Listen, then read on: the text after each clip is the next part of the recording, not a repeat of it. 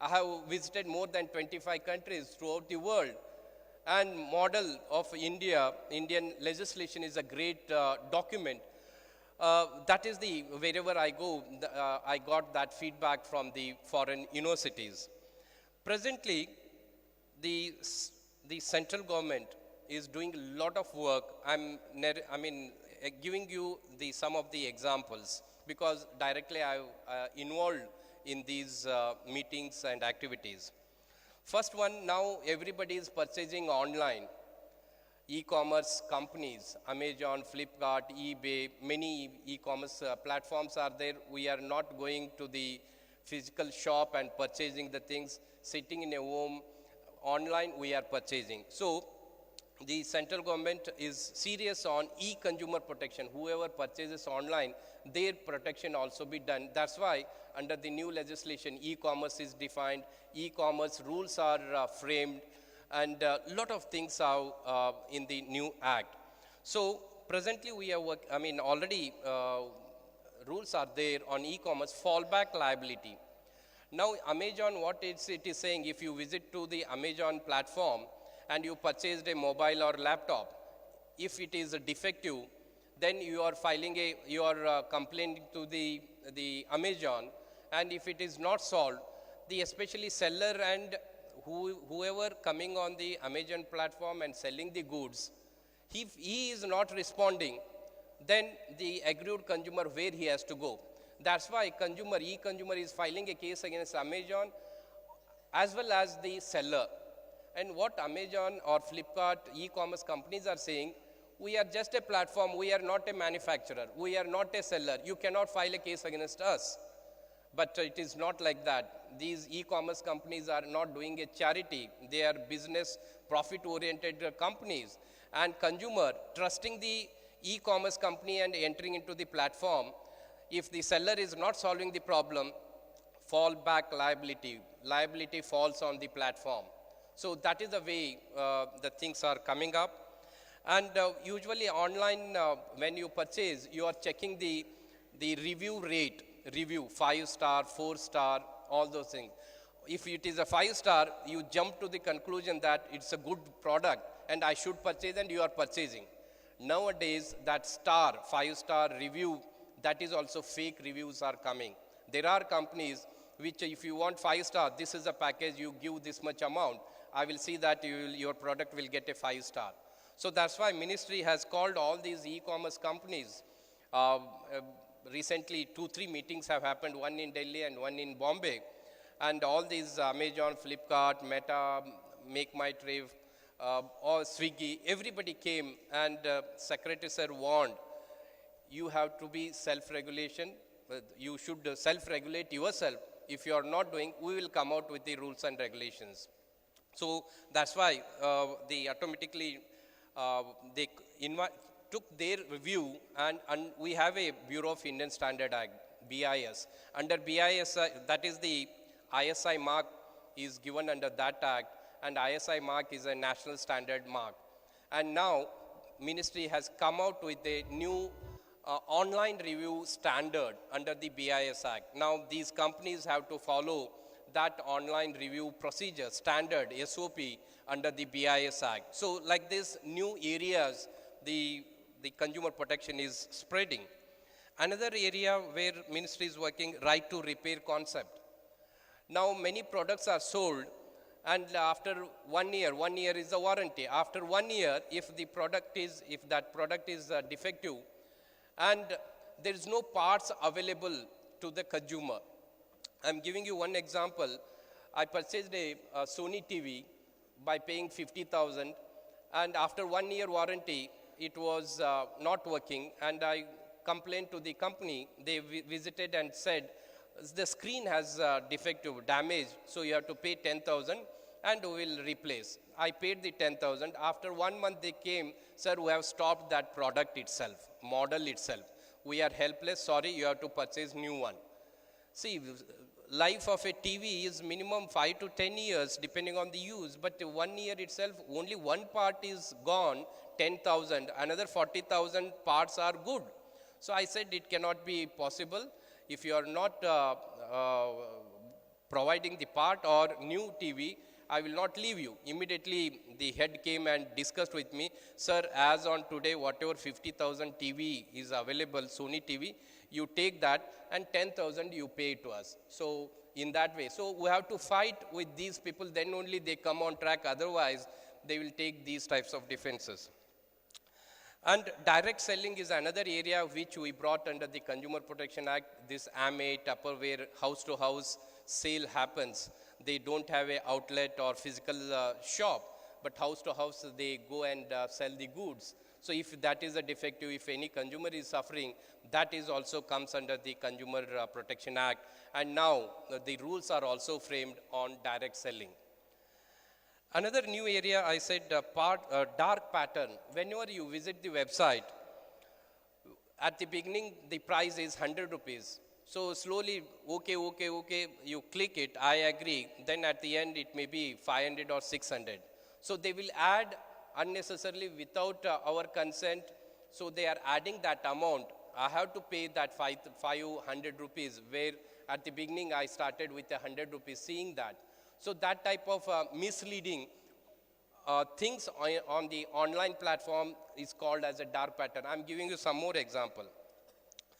Only 2 items are left, urgent you have to purchase, or limited time, 1 hour.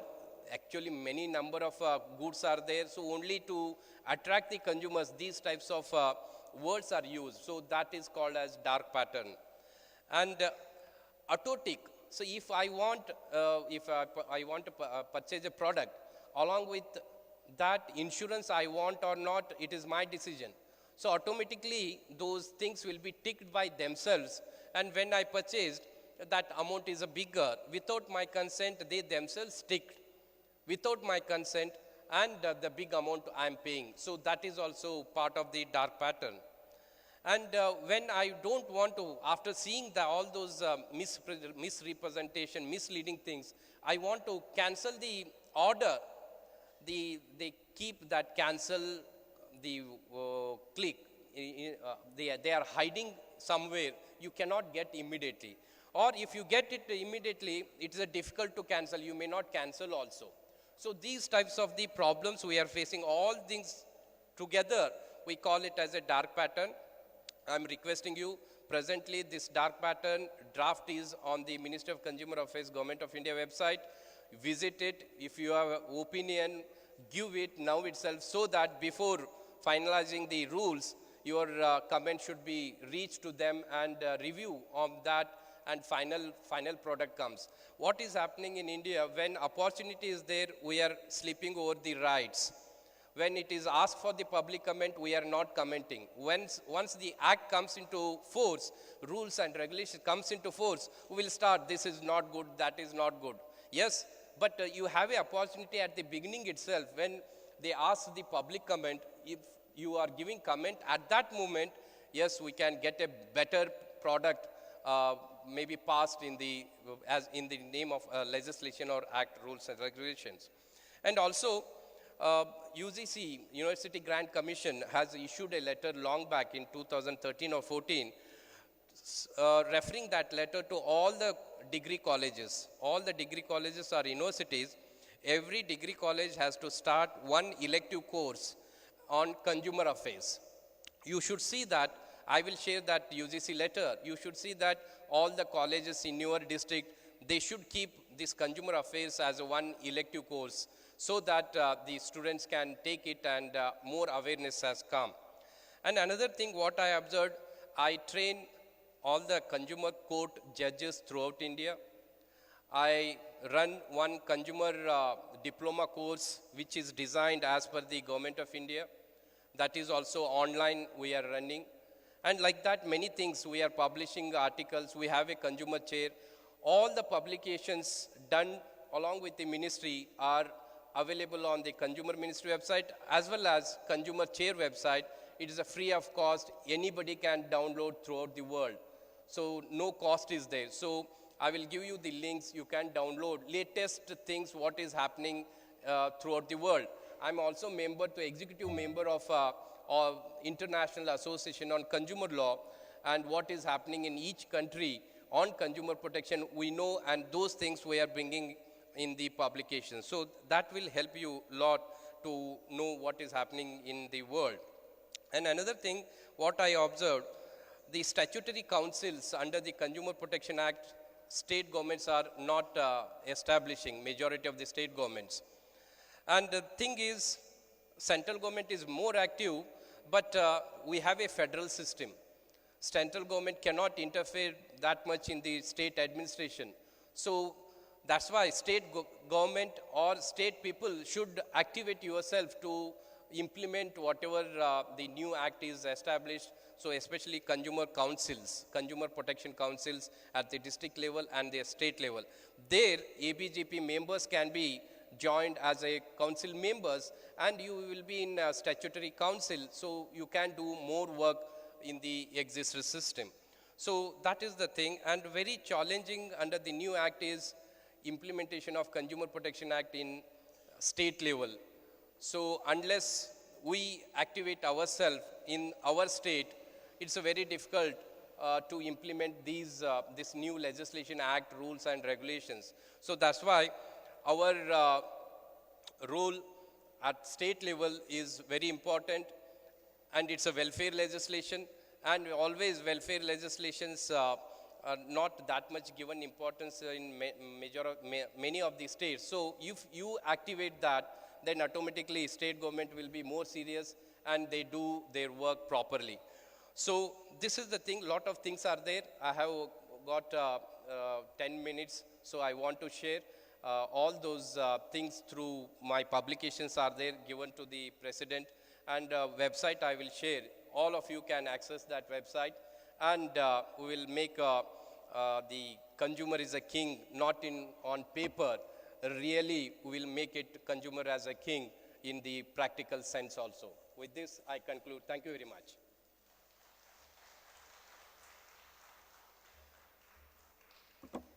धन्यवाद अशोक जी, हमको इस विषय में पूरा संपूर्ण जानकारी दिया, और आशा करता हूँ सभी इसको ये करें।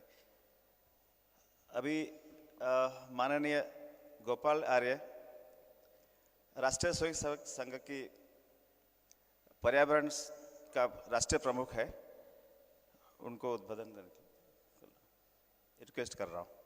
Thank you.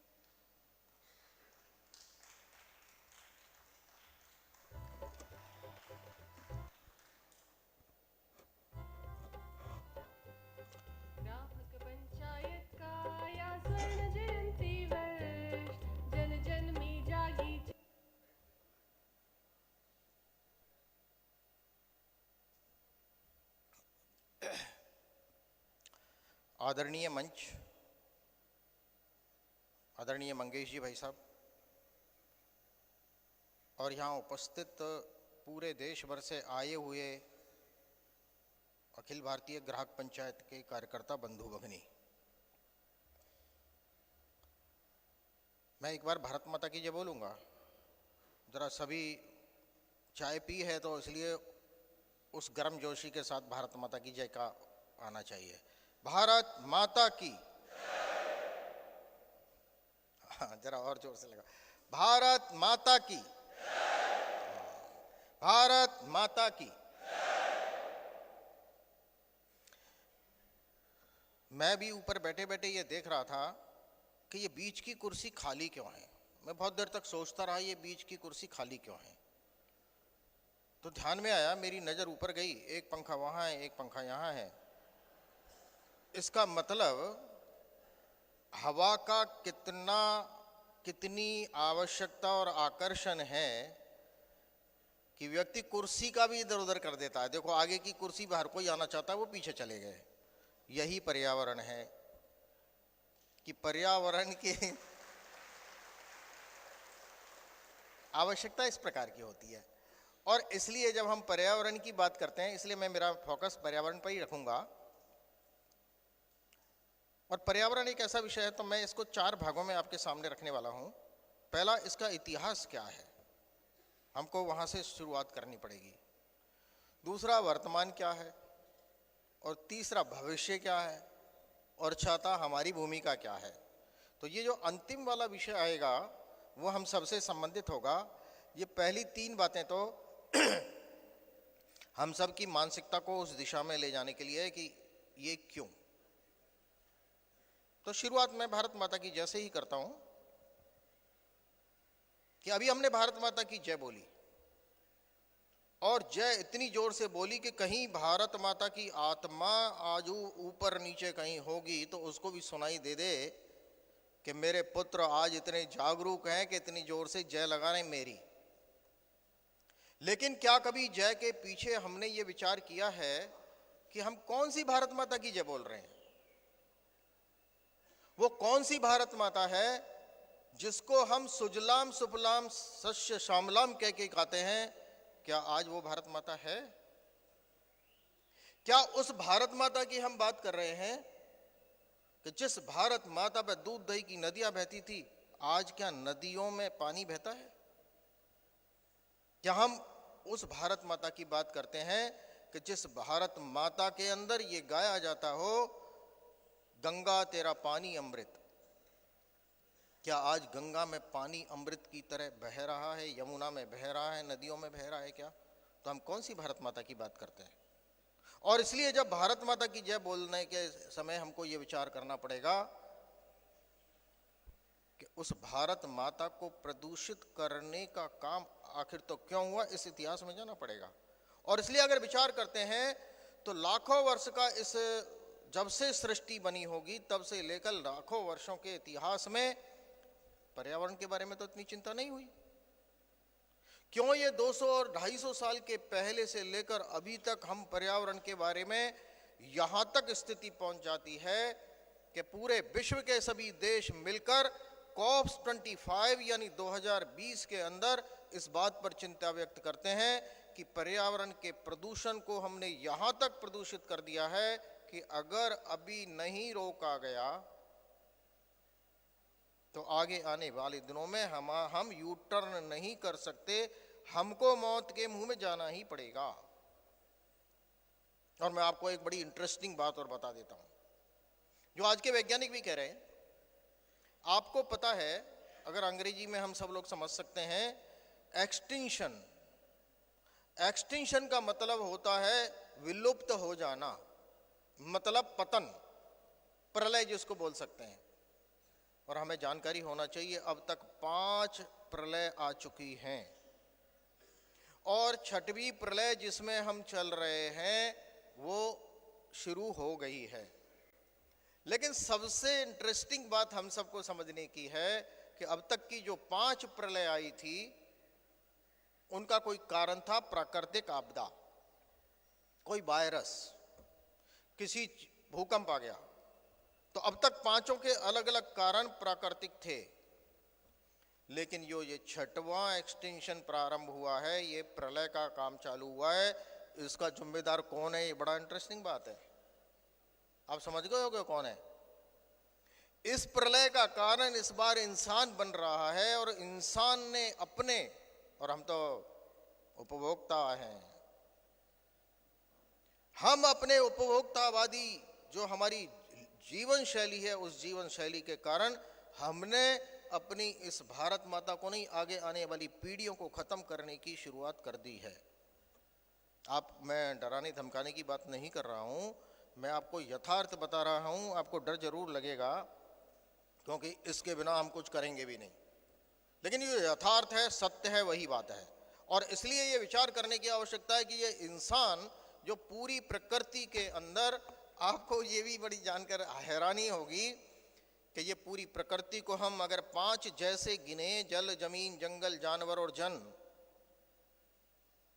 तो इस पूरी सृष्टि में या तो जल है या जमीन है या जानवर है या जंगल है या जन है।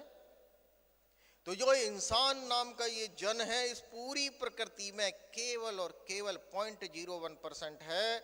99.9% यानी 99.99% पूरी सृष्टि है। लेकिन ये 0.01% इंसान के कारण ये पूरी सृष्टि प्रलय की ओर जा रही है।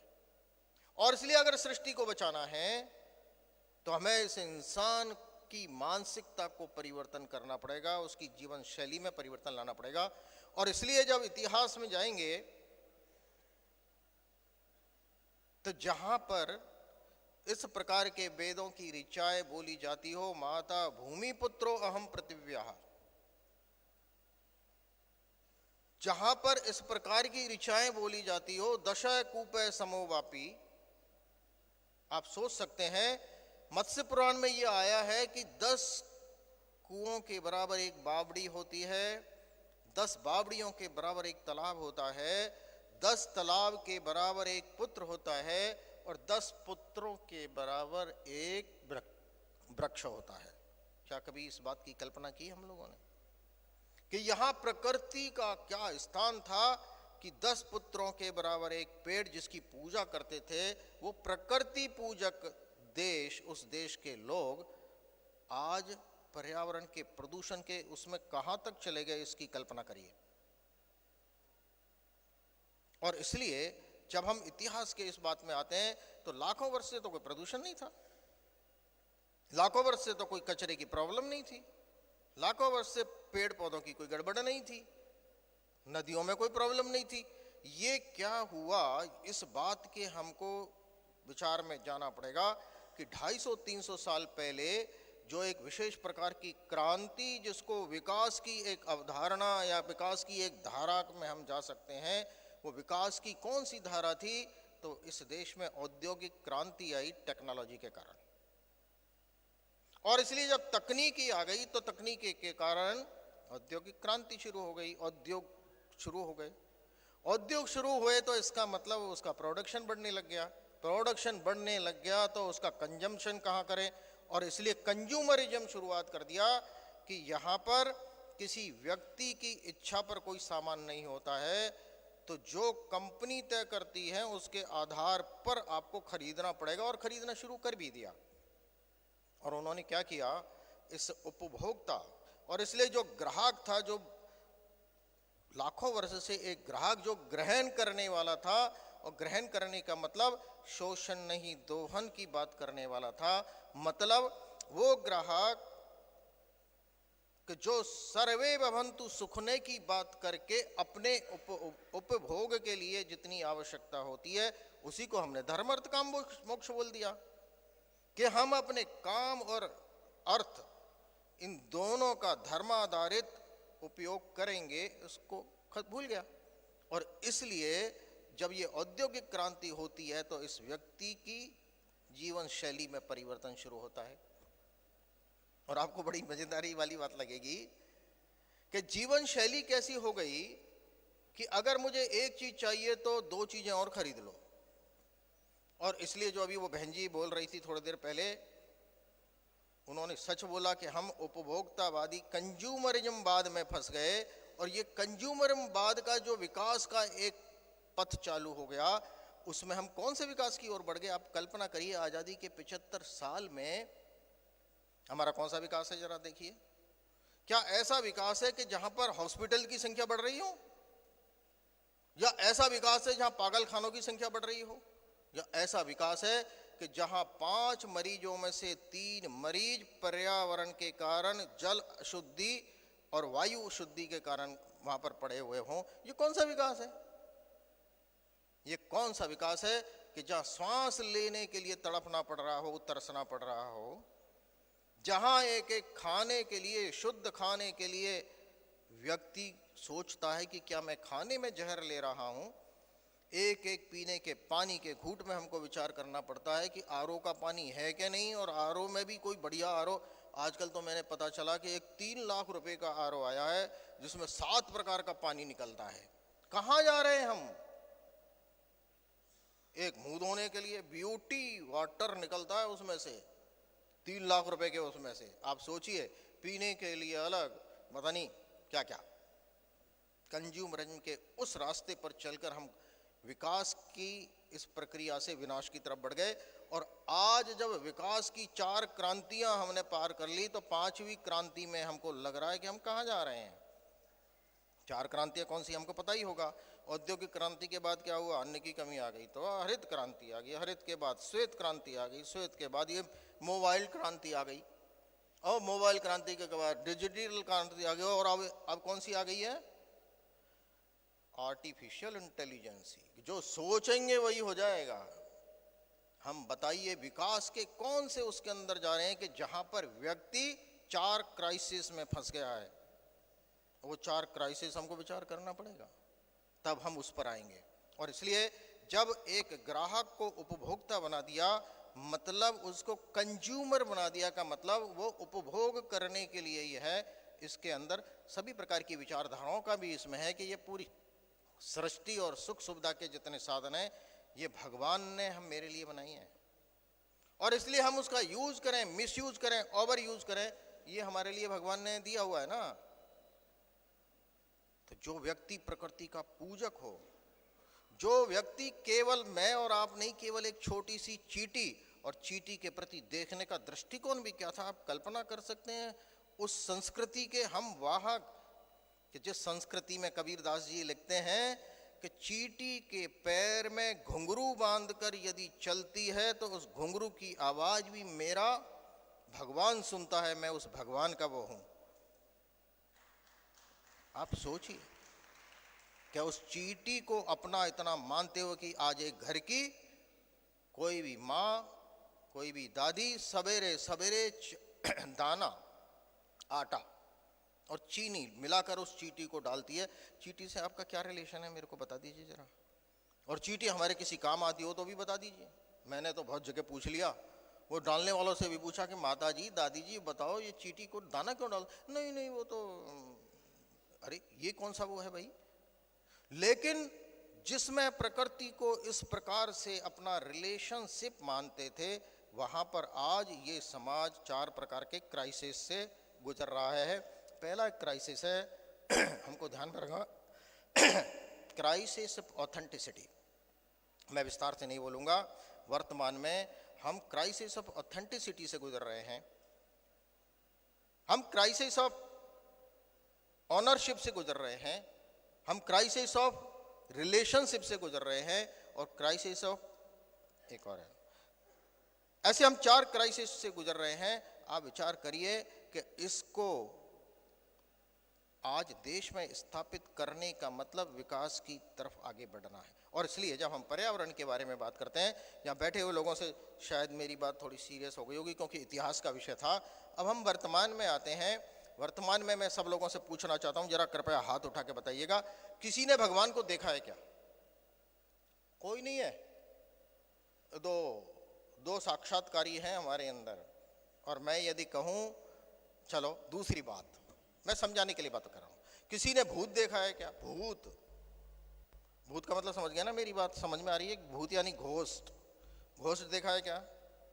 नहीं देखा है, एक ने देखा है। चलो कुछ तो हैं। और अगर मैं इन दोनों के लिए कहूं कि दोनों को आपने देखा है, देखते हो, देख रहे हो इस समय भी, और तो और मैं और ज़्यादा खतरे वाली बात कहूं तो ये भूत जिसके बारे में बोला है, ये हमारे घर में इस समय है, और हो सकता है अभी कुछ लोगों के पास में भी होगा, किसी की जेब में ही रखा होगा वो भूत। अब आप कहोगे ये क्या आफत आ गई, आस पड़ोस में देखना शुरू नहीं करना, लेकिन क्या है ये? और इसलिए जब हमारी दृष्टि बदल जाती है तो सृष्टि भी बदल जाती है। हमें विचार करना होगा कि जिस संस्कृति में पंच महाभूत को भगवान माना है, जहां पर आकाश, पृथ्वी, पंच तत्व को भगवान माना है, आप सोचिए कि उस बस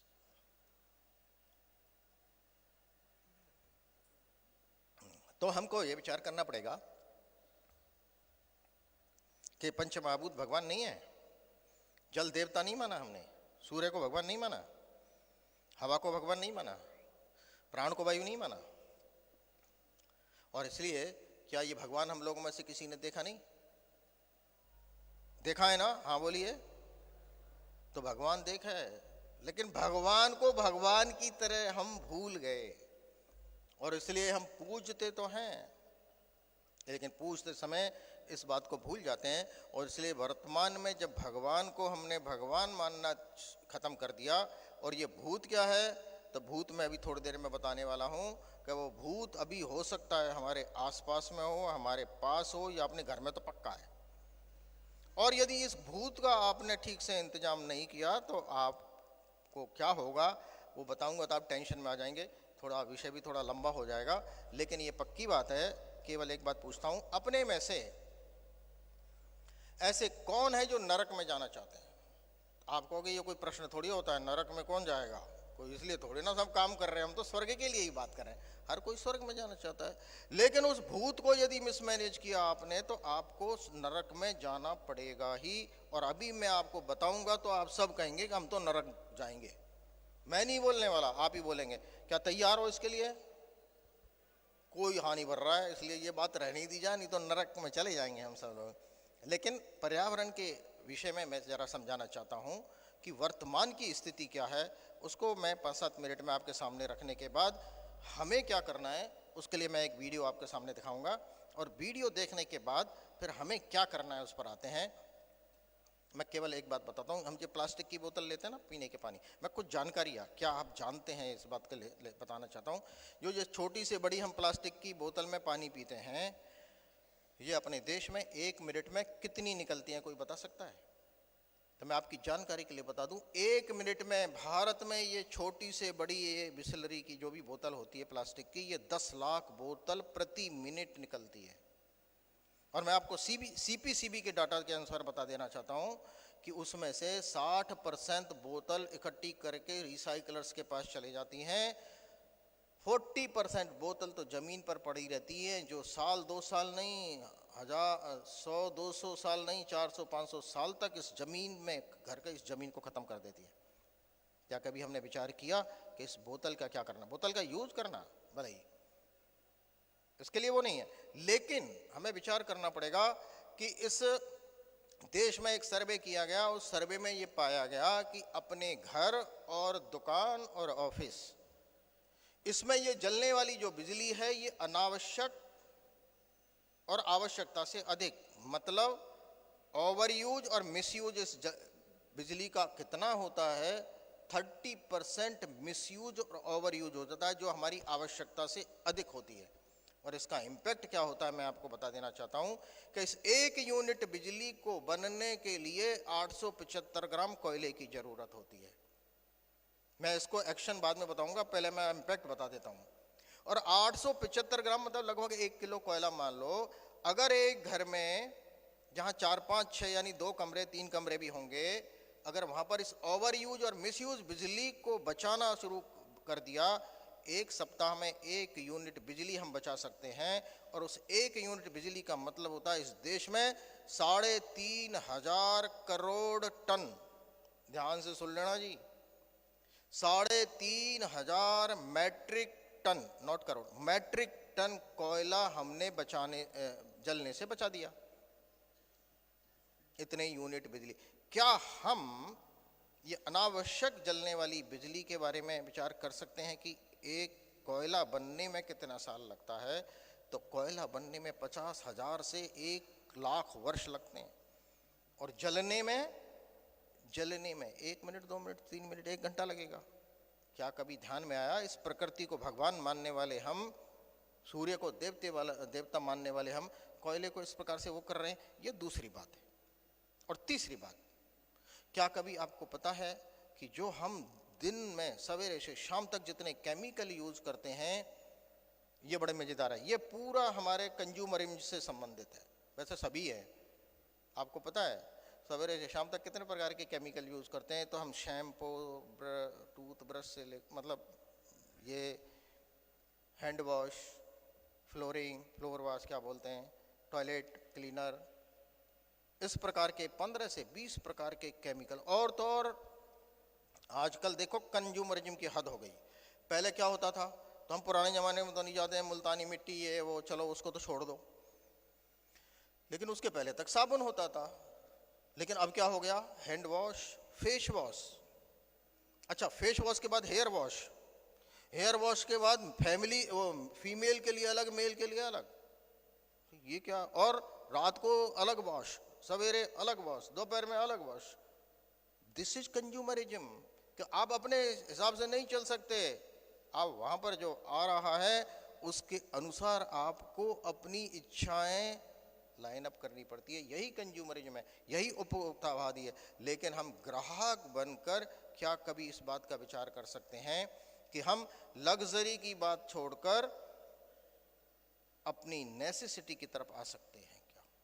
एक तरफ लग्जरी है कि जहां एक के बाद दो के बाद तीन के बाद, मैं किसी एक घर में गया, वहां पर जूतों की इतनी बड़ी लंबी लाइन थी कि वो अगर साल भर पहने तो भी 2 बार 3 बार नंबर आता है, रखा हुआ है। और बहुत सारे तो उन्होंने एक बार पहनने के बाद यूज ही नहीं किया। क्या है ये? और इसलिए जो बहन जी बोल रही थी वो सही बात है कि क्या हम ग्राहक बने रहने के लिए जो ये जागरूकता का अभियान ग्राहक पंचायत के द्वारा लिया, मैं इसको अभिनंदनीय मानता हूं कि उन्होंने एक आयाम पर्यावरण और उपभोक्ता और ग्राहक में कोई विशेष बात नहीं है, क्योंकि हमको अपनी आदतों को उसके अनुरूप बदलना है। और इसलिए वर्तमान स्थिति में हम कहाँ तक पहुँच गए हैं इसके बाद मैं बताना चाहता हूँ कि कुछ जानकारी मैंने आपको जो दी, हमको पता होना चाहिए कि हम आधा गिलास पानी यदि झूठा छोड़कर नाली में बहाते हैं उसका क्या इम्पैक्ट आता है, अभी हम एक उसमें देखेंगे। और दूसरा, हम जहाँ से हमको ऑक्सीजन मिलती है, हमको श्वास मिलता है, वो श्वास किससे मिलता है? कोई बता सकता है श्वास किससे मिलता है? ये लो, हमको जो हवा मिलती है कहाँ से मिलती है? प्रकृति से। प्रकृति में कहाँ से आती है? पेड़ों से। लेकिन पेड़ों की स्थिति क्या कर दी? तो आप सोचिए, वो डाटा बताने के बाद मैं उधर उनको बताऊंगा कि वो जरा वीडियो चलाने के लिए तैयार रहें। भाई साहब वीडियो को बता देना, है ना, वो 5 सेकंड वाला। तो आप देखिए कि यहाँ पर अगर इस प्राकृतिक संतुलन को बनाए रखना है तो प्रति व्यक्ति 422 पेड़ चाहिए, लेकिन भारत में केवल और केवल 28 पेड़ प्रति व्यक्ति हैं। आप देखिए 422 ट्रीज पर head per capita in India. India नहीं, पूरे विश्व में WHO नॉर्म्स के हिसाब से। लेकिन अभी 28 पेड़ प्रति व्यक्ति हैं भारत में। 20 गुना ज़्यादा पेड़ होने चाहिए, लेकिन है इतना। अब आप सोचिए, जब पेड़ नहीं होंगे तो ऑक्सीजन कहाँ से आएगी? पेड़ नहीं हुए तो हमारी कार्बन डाइऑक्साइड कहाँ जाएंगी? तो ग्रीन हाउस गैसेज बढ़ेंगी, तो ओजोन की परत गड़बड़ होगी, तो ग्लोबल वार्मिंग बढ़ेगी, तो क्लाइमेट चेंज होगा, फिर ये हाहाकार होगा। 40 दिन हमारा क्लाइमेट बदल गया है, बरसात जब होनी चाहिए गर्मी पड़ रही है, गर्मी की जगह। और हर कोई कहता है अब तक ऐसी गर्मी नहीं देखी, कोई कहता है अब तक ऐसी बरसात नहीं। अभी तो क्या देखना है, शुरुआत है। और इसलिए ये विचार करना पड़ेगा कि यदि अपनी प्रकृति में से 5 सेकंड इस ऑक्सीजन को हटा दिया जाए, 5 सेकंड का मतलब 2 चुटकी के बराबर, तो क्या होगा इसकी कल्पना कर लीजिए। मेरे को जरा ज़्यादा समझाने की बजाय जरा आप साइंटिफिकली इस वीडियो को देखेंगे तो ठीक रहेगा कि 5 सेकंड इस वातावरण, और हम उस ओर बढ़ रहे हैं, क्योंकि 422 पेड़ की जगह आज 28 पेड़ पर तो आ गए। तो आप कृपया देखिएगा, 1 मिनट 2 मिनट की ये वीडियो है, प्लीज। हो जाए तो क्या होगा? दोस्तों, अक्सर हमें कहा जाता है कि पेड़ पौधे लगाओ, ऑक्सीजन बहुत जरूरी है। मैं यकीन से कह रहा हूं, इस वीडियो को देखने के बाद आपको ऑक्सीजन की असली अहमियत पता चलेगी। और आप में से ज्यादातर लोग ये बात सोच रहे होंगे कि 5 सेकंड में तो क्या होगा, सांस रोक लेंगे। 5 सेकंड भाई कौन सी बड़ी बात है ना?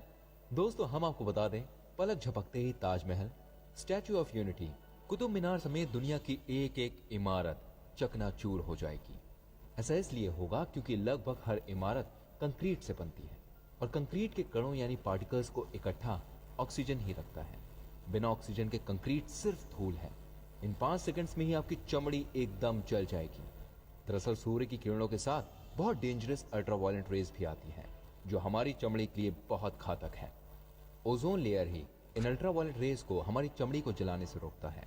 ओजोन लेयर ऑक्सीजन की मॉलिक्यूल से ही बनती है। अगर ओजोन लेयर नहीं होगी तो हम पापड़ की तरह सिक जाएंगे। यकीन मानिए, इन 5 सेकंड्स में ही हमारे कान के पर्दे फट जाएंगे।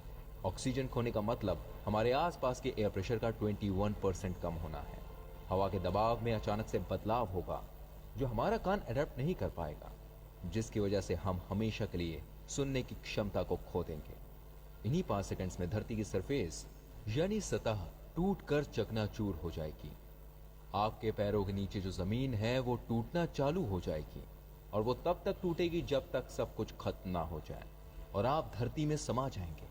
ऐसा इसलिए होगा क्योंकि पृथ्वी की जो सतह है वो 45% ऑक्सीजन से बनी है। जी हाँ, 45%। और ऑक्सीजन ही इसके पार्टिकल्स को जोड़ कर रखता है।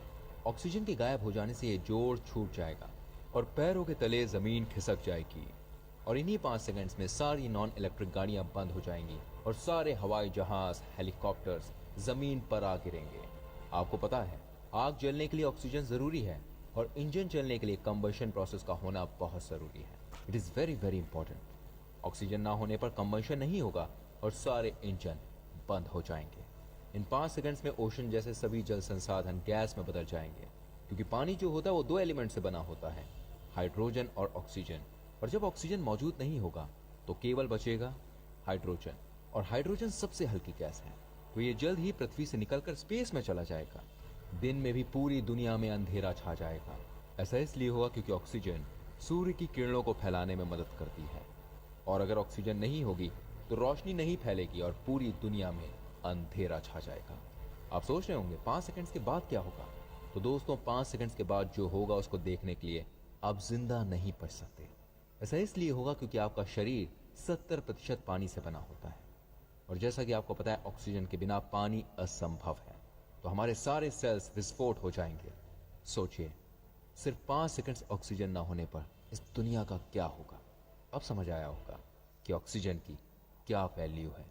दोस्तों, हमारी वीडियो आपको कैसी लगी प्लीज कमेंट करके जरूर बताइएगा, और साथ में इसे और लोगों के साथ शेयर कीजिएगा जिससे उन्हें ऑक्सीजन की वैल्यू। तो हमको नेक्स्ट वाली कर दीजिए। हाँ, उसके लिए तो बना ही सकते हैं। अब विचार करना पड़ेगा कि इस प्रकृति के प्रति हमारे देखने का दृष्टिकोण क्या होना चाहिए। केवल 5 सेकंड की ऑक्सीजन नहीं होने की तरफ हम बढ़ रहे हैं, क्योंकि पेड़ नहीं होंगे, पक्षी नहीं होंगे, उनके घर नहीं होंगे, पॉलिनेशन नहीं मतलब होगा, है कि जब भी अन्न कोई नहीं व्यक्ति होगा। तो ये है। अब हम आते पानी की तरफ, ठीक है ना। तो अब पानी के बारे में, हमारे पानी की कीमत कितनी है, ये विचार देखिए ज़रा। इस 1 मिनट 2-1.5 मिनट की वीडियो में हमको ये भी ध्यान में आ जाएगा। घर में आता है या हमारे ऑफिस में आता है या हमारे व्यापारिक संस्थान में आता है, हम उसे जो है पानी परोस करके गिलास में देते हैं। कभी आपने गौर किया कि वो व्यक्ति कभी 1 घुट पानी पीता है, कभी आधा गिलास पानी पीता है, और कभी जो है आवश्यकता ना होने पर भी पूरा पानी पी जाता है। आपको जान के हैरानी होगी कि 1 घुट पानी आदमी पीकर छोड़ देता है, तो केवल बचे हुए पानी की बर्बादी नहीं है, उस पानी को शुद्ध करने में हमारे जो आरओ है उसने कितना पानी बर्बाद किया है। बाकी वो गिलास उठ करके वापस से सिंक में जाता है और फिर से उसकी धुलाई में कितना पानी खर्च होता है। और साथ में जो व्यक्ति प्यास ना होने पर भी पानी को पी जाता है, क्योंकि उसके शरीर की आवश्यकता नहीं थी, इसलिए आधे घंटे बाद 1 घंटे बाद शरीर जो है मूत्र के रूप में उस पानी को निकाल देता है। उसके बाद फ्लश करना, हाथ धोना इत्यादि, यदि हम सबको जोड़ें तो आपको जान के हैरानी होगी कि यदि हमारे देश में हम कुल परिवारों की संख्या देखें, व्यापारिक संस्थानों की संख्या देखें, तो लगभग 30 करोड़ जगह ये काम यदि एक बार भी दिन में होता हो तो ये आंकड़ा 300 करोड़ लीटर पीने योग्य पानी की बर्बादी का बैठता है। तो भाइयों, मैं आपसे कहना चाहता हूँ कि आप मेहमान नवाजी का तरीका बदलें, यानी कि जिस तरह आप किसी को खाने पे बुलाते हैं और डाइनिंग टेबल पे आप सब्जी का, दाल का, सलाद का आप बाउल रख के उसके सामने खाली प्लेट रख करके जो है उसको स्वतंत्र छोड़ते हैं कि वो अपनी इच्छा के अनुसार जो है कितनी मात्रा में खाना है, कौन सी चीज़ खानी, आप स्वतंत्र छोड़ते हैं। और आपसे एक बात पूछता हूँ, यदि वो व्यक्ति जो है आधी कटोरी सब्जी, आधी कटोरी दाल और थोड़ी सी रोटी अपनी प्लेट में छोड़ करके उड़ जाता है, तो आपको कितना बुरा लगता है? केवल इसलिए कि थोड़ी मेहनत आपकी लगी है, थोड़ा पैसा आपका लगा है। लेकिन पानी को लेकर के लिए मैं आपको ध्यान दिलाना चाहता हूँ, जब कोई व्यक्ति 1 घुट पानी पी करके बाकी पानी को छोड़ करके टेबल से उड़ जाता है, तो ना उसको बुरा लगता है ना आपको बुरा लगता है। मुझे लगता है कहीं ना कहीं हम पानी के लिए पे नहीं कर रहे हैं, आज हम पानी के लिए तरस नहीं रहे हैं, तो इसलिए पानी की बर्बादी हमें दुख नहीं दे रही है। लेकिन सचेत करना चाहता हूँ कि वो दिन दूर नहीं जब बूंद बूंद पानी के लिए हम लोग तरसेंगे। तो अतिथि सत्कार यानी कि मेहमान नवाजी का तरीका बदलें, पानी की बंद बोतल और साथ में गिलास अतिथि के सामने रखें और उसको अपनी इच्छा अनुसार पानी की आवश्यकता है कि नहीं आवश्यकता है, कितनी आवश्यकता है, उसके लिए स्वतंत्र छोड़ें। भाइयों, किस बात का इंतजार कर रहे हैं? आखिर कब तक सरकारों को कोसते रहेंगे? कौन सा सामाजिक संगठन हमारी मदद कर पाएगा? इस स्थिति को हमने ही पैदा किया है और हमारे खुद के प्रयास ही हमें इस संकट से बाहर लेकर के आएंगे। अब तो सुधरो, अपनी जिम्मेदारी को समझो, ऐसा ना हो कि आने वाली पीढ़ियां पानी। तो हमको ये ध्यान में आया होगा पानी की कीमत क्या है। और मैं थोड़ी सी अपनी बात से यहाँ से वापस शुरुआत करते हैं कि इसका समाधान क्या है। तो आप देखिए कि अगर इंसान को जिंदा रहना है तो 3 चीज़ों की मूल आवश्यकता होती है, उसके बिना जिंदा नहीं रह सकता है। खाने को अन्न, पीने को पानी, सांस लेने के लिए हवा। और ये तीनों प्रकृति से मिलती है। कोई ये कहे किसी को 50 लाख रुपए देकर एक बूंद पानी बनाने के लिए बता दिया जाए, वो नहीं बना सकता।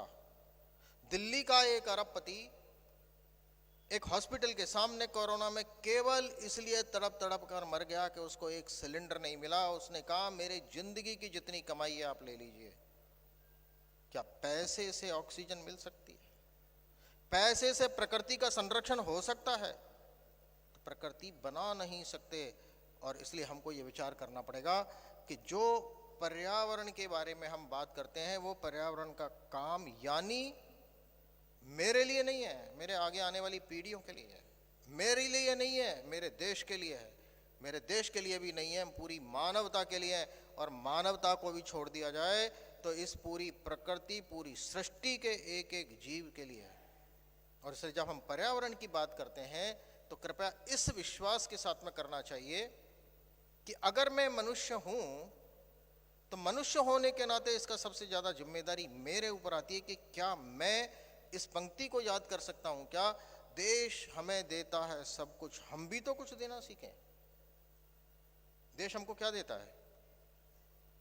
तो सब कुछ तो देता ही है, लेकिन ये प्रकृति भी देता है। और इसलिए हमने इसको मां माना है, प्रकृति को मां माना है, धरती को मां माना है। इसीलिए तो माता भूमि पुत्रो अहम की बात करते हैं। लेकिन इस देश में ऐसे भी उदाहरण हुए हैं कि राजस्थान के एक छोटे से गांव जोधपुर के पास खेजड़ली के एक अनपढ़ महिला, ज्यादा उम्र भी नहीं होगी, घर में खाना बना रही है। पेड़ काटने के लिए सैनिक आ जाते हैं, घर से बाहर आती है। पेड़ को बचाने के लिए खुद नहीं, खुद की 3 बेटियां, अपना पति और गांव के 363 लोगों की गर्दन कटवा देती है, लेकिन पेड़ नहीं कटने देती है। क्या पेड़ के प्रति इस प्रकार की बात हो सकती है? विश्व के अंदर ऐसा कोई, इतिहास के अंदर ऐसा कोई उदाहरण नहीं है कि केवल पेड़ को बचाने के लिए एक गांव के 363 लोगों ने बलिदान किया हो। क्या मिला और किसने सिखाया? क्या कोई वो किसी शाखा में जाते थे? क्या किसी यूनिवर्सिटी में उन्होंने एनवायरनमेंट की पढ़ाई की थी? एक अनपढ़ गांव की मां को ये बताने वाला उनका एक सामान्य गुरु, जिसने एक छोटी सी बात कह दी कि सिर साठे रूख बचे तो भी सस्तो जान। अगर सिर कटने के बाद भी एक पेड़ बच जाता है तो भी सस्ता है। ये कहने की ऋचाएं हमारी धर्म संस्कृति में पढ़ने वाली, उसको जानने वाली की अनपढ़ माँ अपना बलिदान दे देती है।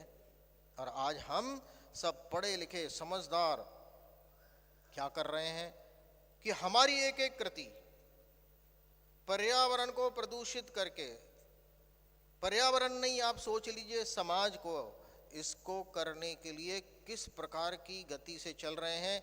मैं अभी कुछ उदाहरण दूंगा, लेकिन उस उदाहरण देने के पहले एक छोटी सी बात की। एक छोटी बच्ची थी 12 साल की।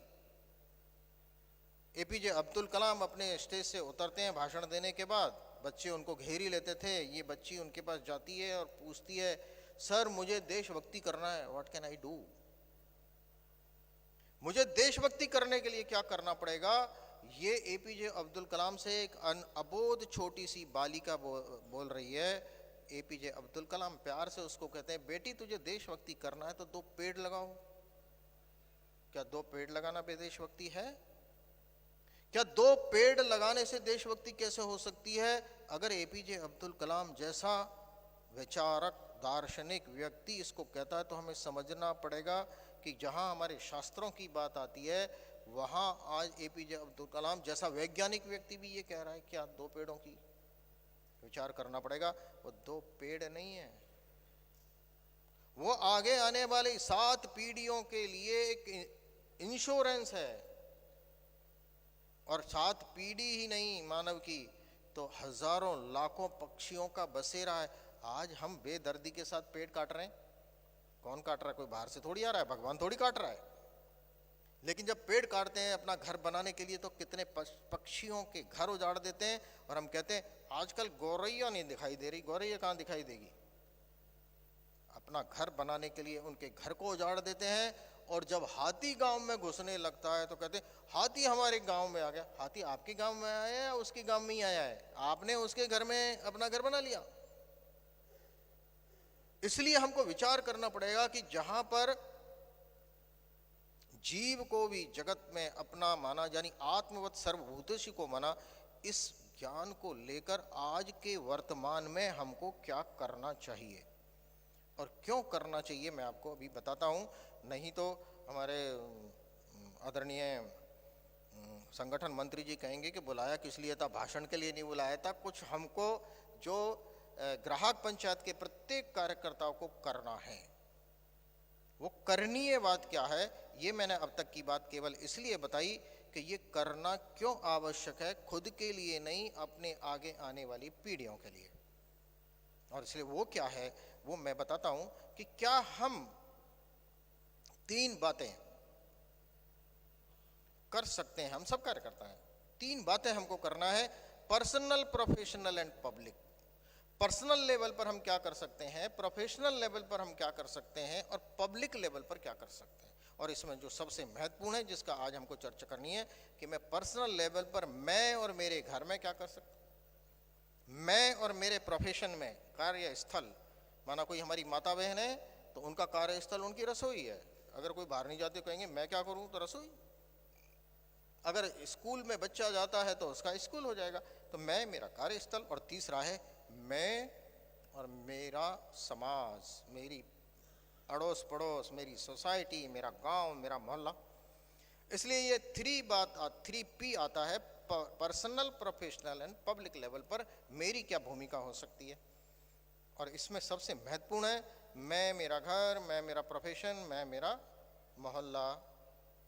इन तीनों में यदि इस मैं को हमने सेंसिटाइज कर दिया, इस मैं को ठीक कर दिया, तो हम ठीक दिशा में चले जाएंगे। यानी यही है व्यक्ति का मानस परिवर्तन।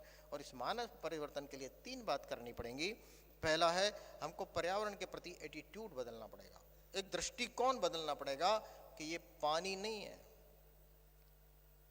जल ही जीवन है, जो हमारे शास्त्रों में कहा जाता था, उसका पूजा जाता था, हर चीज संकल्प के साथ लेते थे। बाकी महत्व की बात छोड़ दीजिए। इसलिए एटीट्यूड बदलना पड़ेगा। और ये दृष्टिकोण जब बदल जाता है तब हम पेड़ की पूजा करने लगते हैं, प्रकृति को अपना मानने लगते हैं, उसमें भी आत्मा दिखाई देने लगती है, भगवान दिखाई देने लगता है। यह है एटीट्यूड का बदलने का। अब दूसरी बात है एम्पैथी। क्या उसके प्रति हमारी आत्मीयता है? एक छोटा सा पौधा घर में निकालते हैं, अभी मैं बताऊंगा, क्या वो अपने उसमें अपना बच्चा दिखाई देता है? क्या वो बच्चे की तरह इतना अपनापन हो, अरे उसको सूख रहा है, क्या बात है, उसको धूप लग गई क्या, उसको छाया लग गई क्या? ये जब अपनापन प्रकृति के प्रति आएगा तब बात बनेगी। और तीसरा है ये 2 बातें आने के बाद सहज रूप से हमारे व्यवहार में परिवर्तन, जिसको जीवन शैली में परिवर्तन लाने की बात है। और इसे वर्तमान में किन्हीं भी कारणों से, उसको हमको बहुत ज़्यादा मीमांसा करने की आवश्यकता नहीं कि ये होने से वो हो गया, नहीं। आज जो वर्तमान में है उसके हिसाब से अपने जीवन शैली में कैसे परिवर्तन करना, ये 3 बातें हमको करनी पड़ेंगी मैं के लेवल पर। लेकिन इसके समाधान के लिए फिर 3 बात करनी पड़ेगी, जिसको बहुत सारे लोग जानते होंगे, AMC करनी पड़ेगी।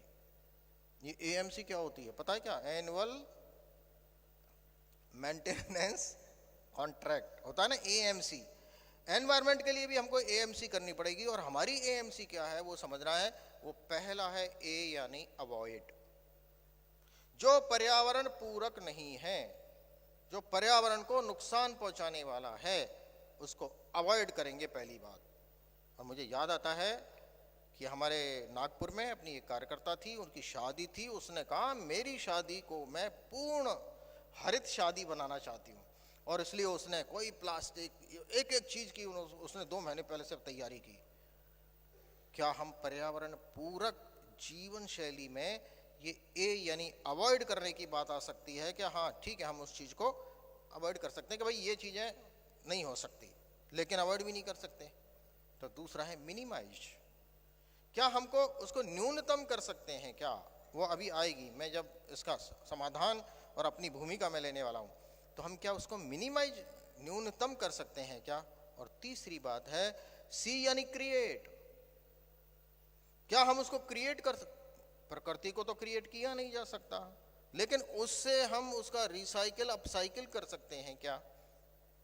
अब रिसाइकिल अपसाइकिल क्या है? हमारे कचरे का हम खाद बना देंगे तो क्रिएट हो गया। उसको बजाय गंदगी बनने के हमने उसका खाद बनाकर उससे कंचन बना लिया। तो ऐसे हम क्रिएट कर सकते हैं क्या? इसलिए एएमसी करनी पड़ेगी। और ये करने के लिए हमको व्यक्तिगत रूप से अब क्या करना है, वो बात मैं जरा आपको गंभीरता से बताना चाहता हूं। और कृपया वो बात जब हम करेंगे तो वो हमारा संकल्प होगा। कृपया अपना हाथ उठाकर आपको करना पड़ेगा, लेकिन उसकी 4 शर्तें। और शर्त बड़ी मजेदार है कि जो मैं आपको बताने वाला हूं वो उसको बोलेंगे हरित घर। हरित घर। और हरित का मतलब हमारा नैरेटिव है पंच महाभूत युक्त मेरा घर। और पंच महाभूत का मतलब, हरित का मतलब है होलिस्टिक एक्शन। उनको पुनर्स्थापित करने के लिए हमारी जो इंडियन ट्रेडिशंस हैं उनको पुनर्स्थापित करना, रिवाइटलाइजेशन। तो holistic action for revitalisation of Indian tradition, ये हरित का मतलब है। केवल हरित का मतलब हरा हरा नहीं है। उसके लिए मैं मेरे घर को 5 स्टार पंच महाभूत युक्त कैसे बना सकता हूं, मैं जो अभी आपको बताऊंगा। और अच्छी बात क्या है कि पर्यावरण गतिविधि को 5 वर्ष पूरे हो रहे हैं। अगले वर्ष 5वां वर्ष, आपका तो 50 वर्ष है। हम तो आपके सामने शिशु हैं, तो हम तो शिशु हैं अभी, शिशु अवस्था में।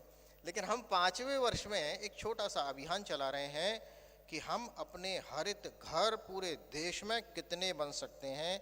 वो उसको 1 स्टार 2 स्टार 3 स्टार मैं आपको बताता हूं। उसको छांटकर अगले वर्ष परम पूजनीय सरसंघ चालक जी के सामने सम्मानित किया जाएगा कि ये हरित घर है। इसलिए आप सब लोग अभी से तैयारी कर लो। आपको पेपर लीक हुआ है क्योंकि अभी तक कहीं बताया नहीं है, तो ग्राम पंचायत वालों को बताया है तो अच्छा होगा। तो वो क्या है, तो मैं कुछ बातें बताता हूं और वो हमको प्रत्येक जीवन में करना है। उसकी 4 शर्त मैं जो बता रहा था, पहली बात उसमें शर्त यह है कि जब हम ये पर्यावरण युक्त घर या अपनी जो मैं बात बताऊंगा, उसके लिए पहली बात है कि आपको एक भी पैसा खर्च नहीं करना है। चलेगा? हाँ बोलो। अरे 0 बजट। दूसरी बात, इसमें टाइम भी नहीं लगाना है। चलेगा? हाँ भरते जाओ, क्योंकि करना है। तीसरी बात, घर के बाहर नहीं जाना। चलेगा? क्या इससे बढ़िया और क्या हो सकता है? चौथी बात, अपने जीवन शैली में उसको नित्य करने की बात है। ये मजेदारी वाली बात है।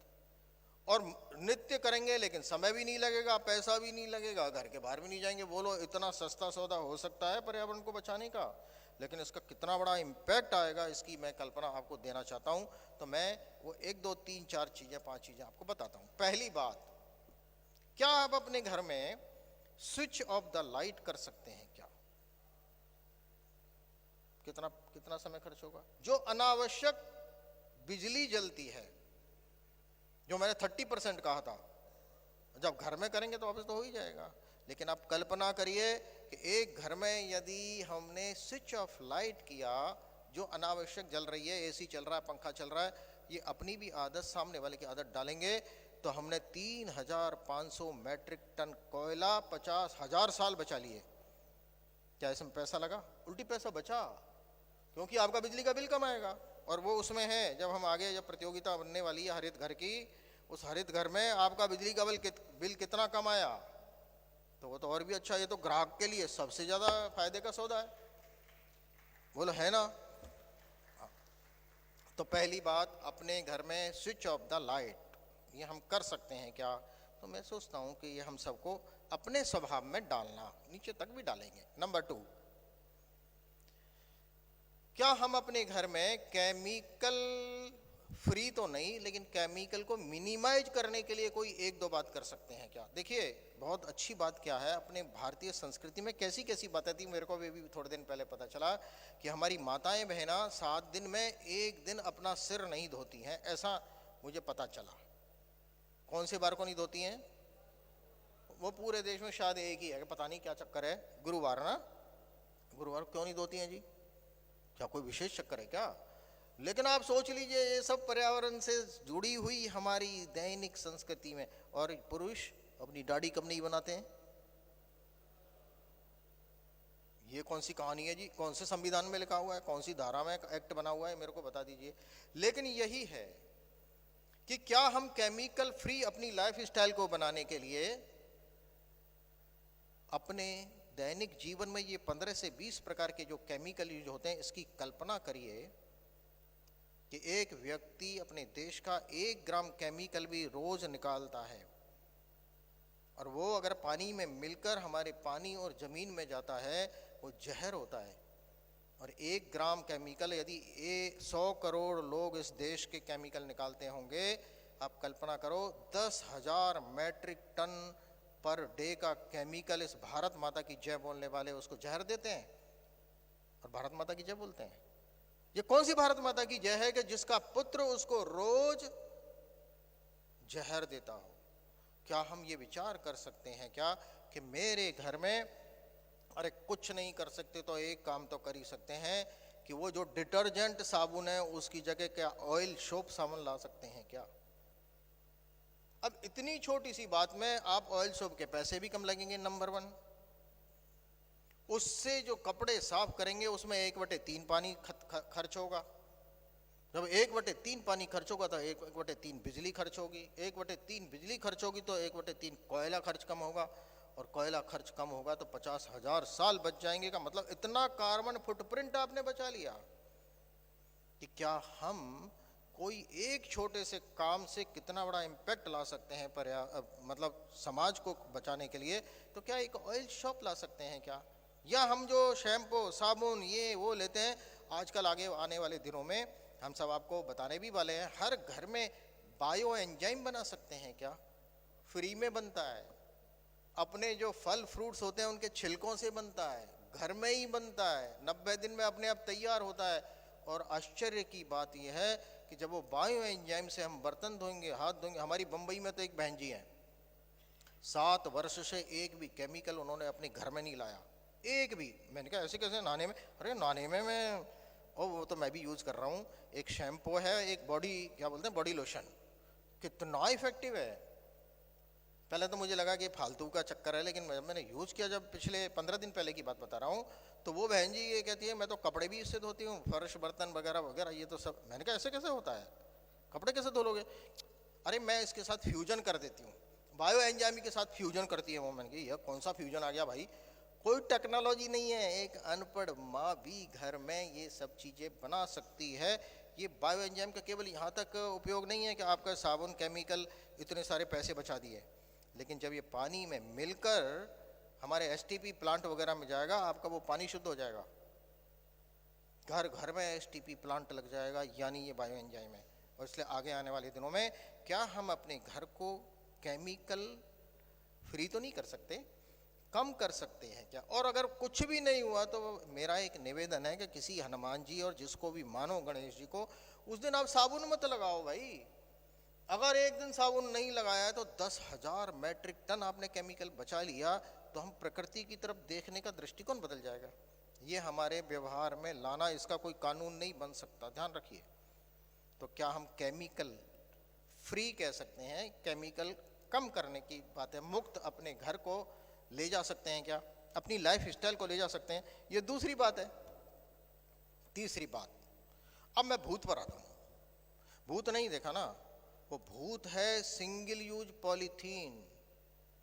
अगर इस सिंगल यूज पॉलीथीन को आपने घर में रखकर उसको बोतल में भरकर इको ब्रिक्स बना दिया, तो आप स्वर्ग में जाने का टिकट पक्का कर लोगे। और अगर उस पॉलीथीन या वो छोटे छोटे टुकड़े हैं उनको आपने घर के बाहर जमीन पर जाने दिया, तो आपको नरक में जाना पड़ेगा। आप कहोगे कैसी कैसी बातें कर रहे हो जी, हमको नरक में भेजने के लिए? नो, पक्का है। देखिए जो हमारी सिंगल यूज पॉलीथीन है या वो छोटे छोटे टुकड़े, मैं आपको बता दूं कि वो जो छोटा टुकड़ा होता है उसके बारे में हम सब जानते होंगे। ये छोटे छोटे पाउच होते हैं। इस छोटे पाउच को भी वैसे कौन उठाएगा, हमारे टॉफी की रैपर, लेकिन इसका ये छोटा सा ये जो टुकड़ा है जिसको हम ऐसे काटते हैं, ये छोटे टुकड़े इस देश के अंदर प्रतिदिन 1 लाख मेट्रिक टन जमीन पर जाते हैं। 1 लाख मेट्रिक टन इस धरती को रोज हम क्या देते हैं, जहर जो इसको बंजर बना रहा होता है।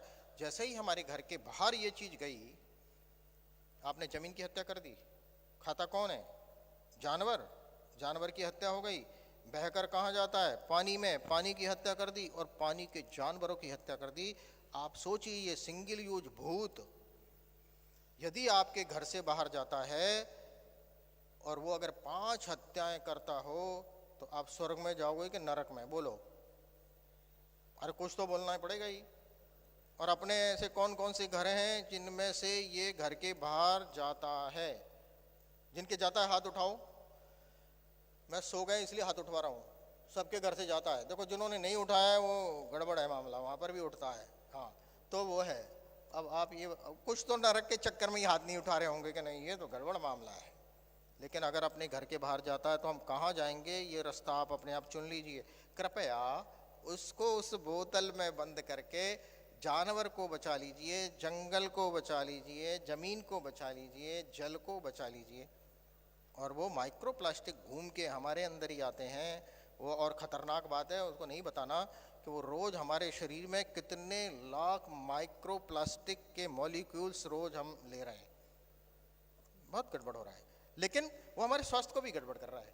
हमें क्या करना, बस इसलिए हमको विचार करना है। ये चौथी बात हो गई, ठीक है ना। अब आगे की बात, क्योंकि करणीय बात में ही समय कम लगता है। तो केमिकल फ्री हो गया, मैं बाद में पूछने वाला हूँ। और अब घर की बात आई कि घर में oxygen index, air quality index, ये कहाँ से लाओगे ऑक्सीजन, बाहर तो पेड़ है नहीं। और इसलिए अभी एक अभियान दिया गया, क्या हम अपने घर में 10 बीजों का बीजारोपण कर सकते हैं क्या। तो 10 बीजों का बीजारोपण करना, आप कहोगे कहाँ करें, तो आजकल तो जो अपनी खिड़की है ना उसमें भी हो जाता, किसी को चाहिए तो देख लेना। लेकिन 10 बीज कितना जगह लेंगे। आप सोचिए कि अपने घर में 10 बीजों का बीजारोपण करके 1 साल तक उसको बड़ा किया, यानी अपने बच्चों को बड़ा किया।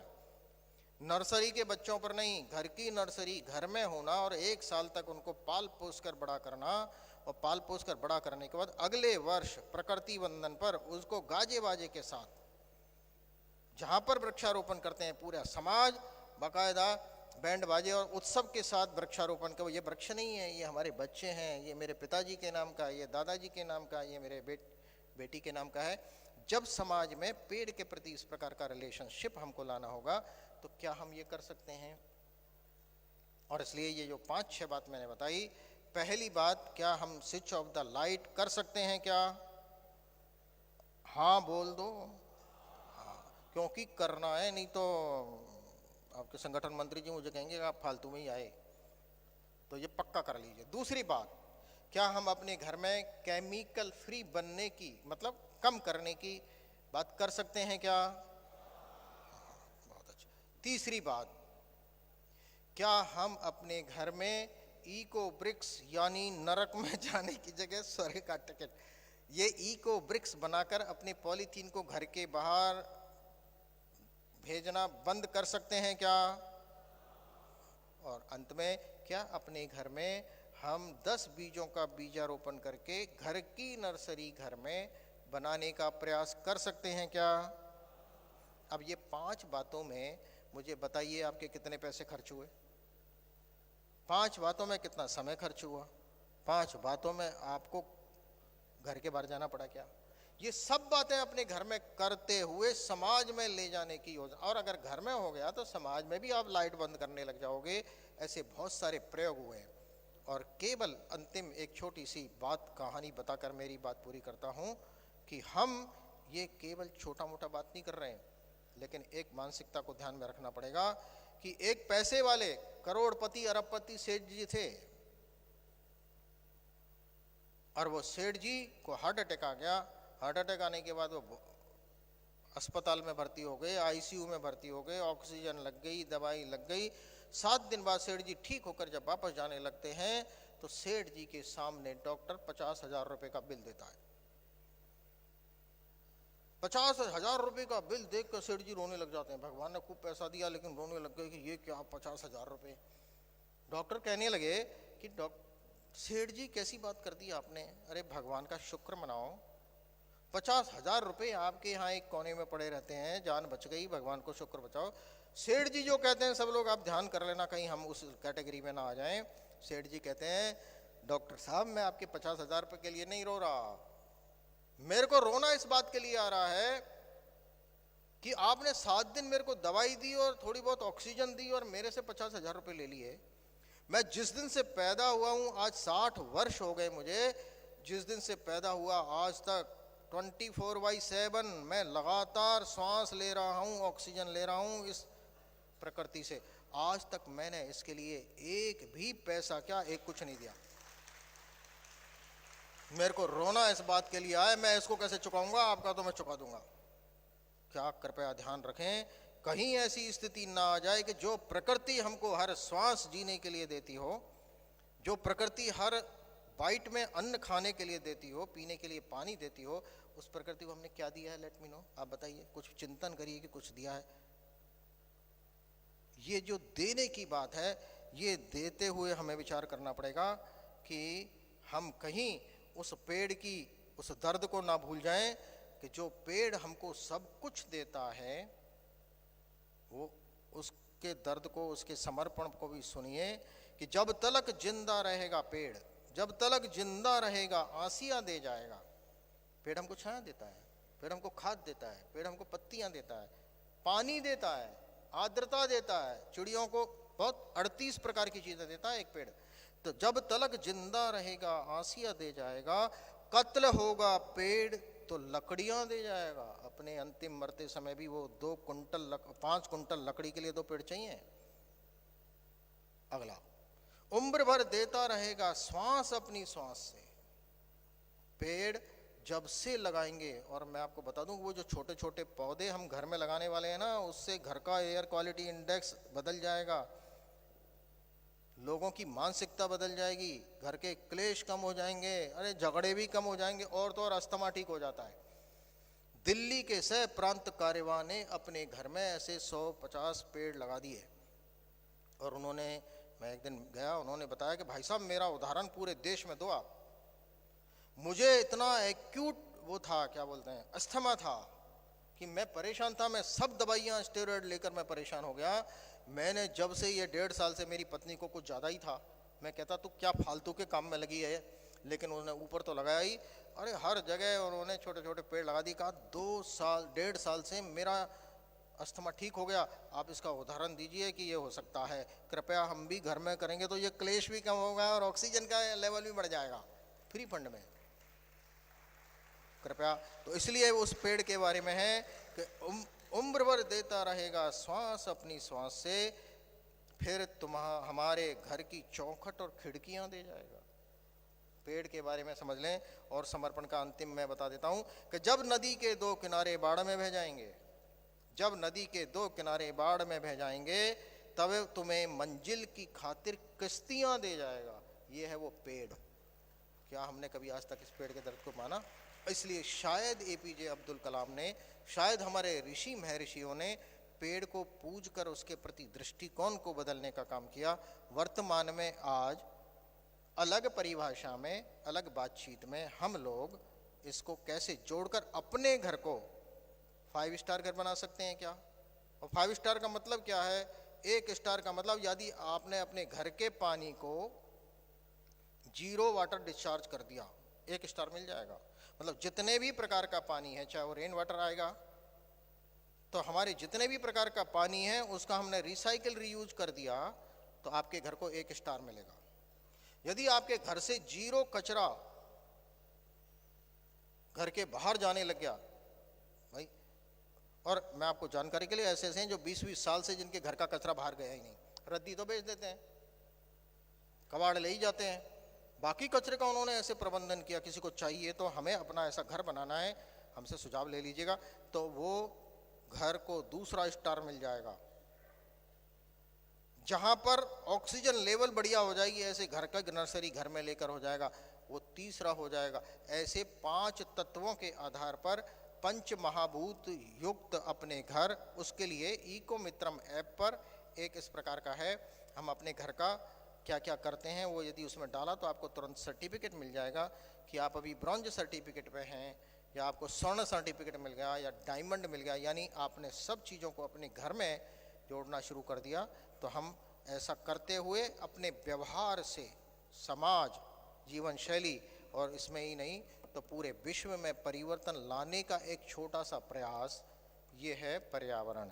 इस माध्यम से हम घर में जा सकते हैं, छोटे बच्चों के पास जा सकते हैं, किसी भी संप्रदाय और किसी भी उसके पास हम इस विषय को लेकर जा सकते हैं। इतना ही कह के मेरी बात मैं पूरी करता हूँ।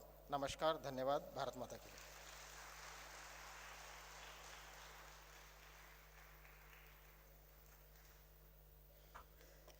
धन्यवाद गोपाल भाई। मैं अतिथि दोनों महोदय का भी क्षमा मांगता हूँ। पहले आपको अतिथि सत्कार करना चाहिए था, नहीं कर पाया, अभी अंत में कर रहा हूँ, क्षमा दोनों को मांगता हूँ।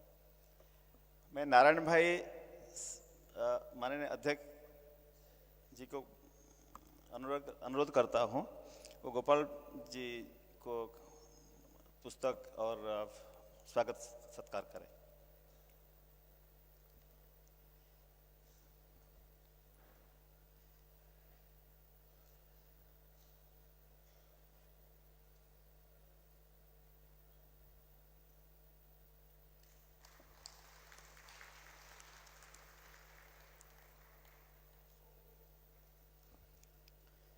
मैं माननीय श्री अशोक पांडे जी को अनुरोध करता हूँ वो अशोक पाटिल जी को स्वागत सत्कार करें।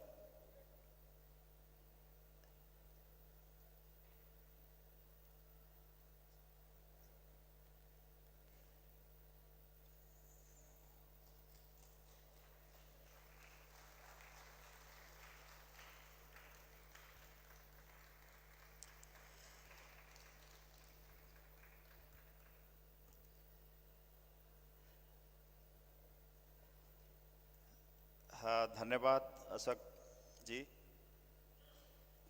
और धन्यवाद गोपाल भाई जो हमको जो इस सभा में जो मार्गदर्शन किए।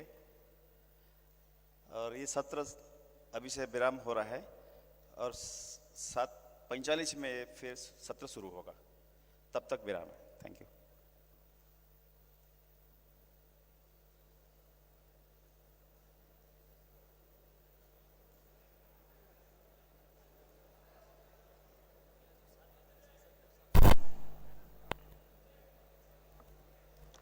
जो अगला 7:45 पर हमारा सत्र है वो सांस्कृतिक कार्यक्रम का सत्र है। आप सभी से सादर निवेदन है कि समय से आप अपना स्थान ग्रहण करें और वो सारा कार्यक्रम आपके लिए है।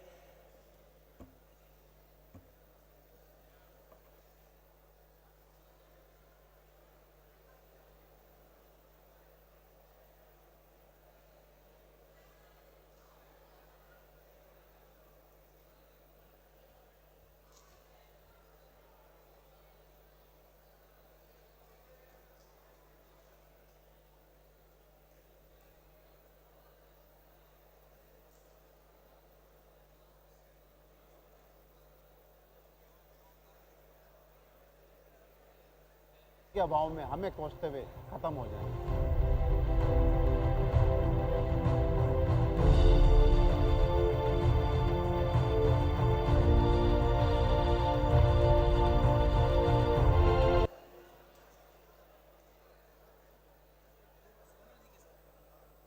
मेरा मतलब है कि जब भी कोई व्यक्ति हमारे घर में आता है या हमारे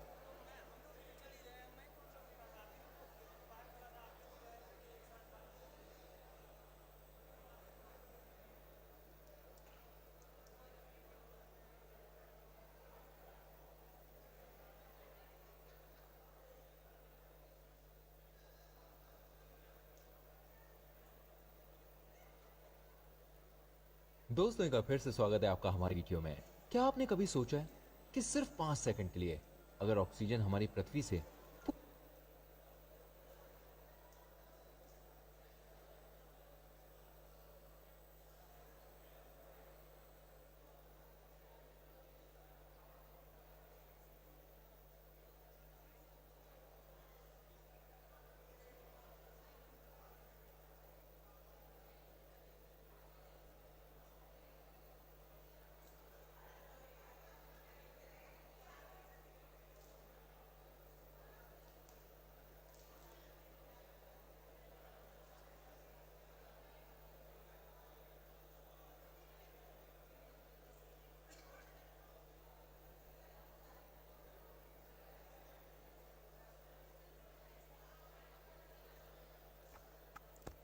हेलो, कृपया ध्यान दें, एक अनाउंसमेंट है।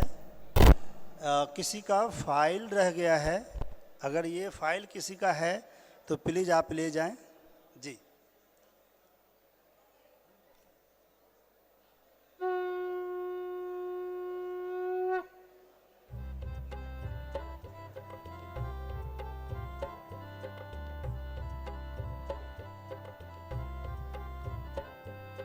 ग्राहक पंचायत का या स्वर्ण जयंती वर्ष, जन जन में जागी चेतनता छाया है अब हर्ष।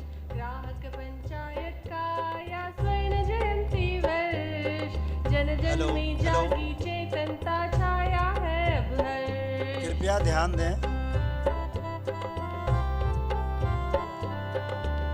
कृपया ध्यान दीजिए, सीट पे किसी का ये फाइल रह गया है। बिंदु बिंदु इसमें एक रुमाल भी है और डायरी है। अगर अगर